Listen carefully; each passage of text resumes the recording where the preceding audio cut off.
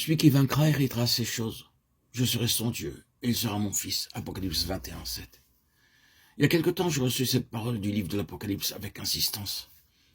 Je perçus l'importance et le secours de cette déclaration pour le jour de la fin. Alors que nous voyons les signes des derniers jours accomplis, nous trouverons beaucoup d'aide par la lecture répétée de ce livre. Même si nous ne pouvons pas le comprendre, nous avons la promesse d'une grande bénédiction. Dans Apocalypse 1, 3, heureux celui qui lit et ceux qui entendent les paroles de la prophétie et qui gardent les choses qui y sont écrites, car le temps est proche. Et encore dans Apocalypse 22, 7, nous lisons « Et voici, je viens bientôt, heureux celui qui garde les paroles de la prophétie de ce livre. » Ainsi, le Seigneur Jésus-Christ lui-même adresse une exhortation particulière à tous les croyants à prêter une attention spécifique à ce livre. Alors que nous le lisons avec prière encore et toujours, des mystères qui au début n'étaient pas clairs sont révélés. La totalité du message de ce livre peut se résumer dans Apocalypse 21, 7. Celui qui vaincra héritera ces choses. C'est-à-dire la nouvelle création et non la vieille création. Parce qu'au verset 1er du même chapitre, l'apôtre déclare « Puis je vis un nouveau ciel et une nouvelle terre. » Car le premier ciel et la première terre avaient disparu et la mer n'était plus. Puis il dit au verset 5 « Voici, je fais toutes choses nouvelles. » Et encore au verset 7, celui qui vaincra héritera ces choses. Cela semble être le désir dans le cœur du Seigneur Jésus-Christ de nous donner toutes choses, car le même message est répété dans 1 Corinthiens 3, 22, 23. Soit Apollos, soit Paul, soit Apollos, soit Céphas, soit le monde, soit la vie, soit la mort, soit les choses présentes, soit les choses à venir. Tout est à vous, et vous êtes à Christ, et Christ est à Dieu.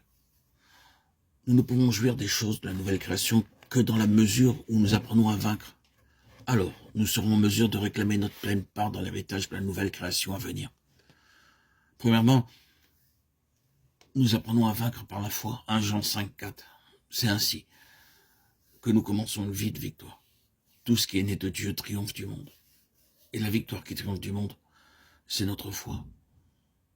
Nous apprenons à vaincre dans la mesure où nous avons la foi et que cette foi grandit en nous. Parce que toutes les choses de Dieu sont reçues par la foi. De même, nous jouissons de tous les dons de Dieu par la foi. En fait, sans la foi, nous ne pouvons pas comprendre ou jouir des dons de Dieu. La parole de Dieu vient à nous affectueusement et librement. Dans ce livre, il nous est dit comment vaincre d'une septuple manière. Dieu utilise beaucoup d'illustrations pour nous aider. La phrase « celui qui vaincra » est répétée 7 fois dans les chapitres 2 et 3 de l'Apocalypse. Ces 2 chapitres peuvent de nouveau se diviser en 7 parties. Bien que 7 messages soient rapportés, nous pourrons dire qu'il y a en tout 49 messages dans les 2 chapitres. Tout d'abord, l'histoire de l'Église entière est résumée dans les messages aux 7 églises. Elle peut se diviser en 7 périodes. La première période de la souffrance de l'an 95 jusqu'en 325, il y eut d'intenses souffrances et des persécutions contre les croyants. Ils furent dispersés et tués.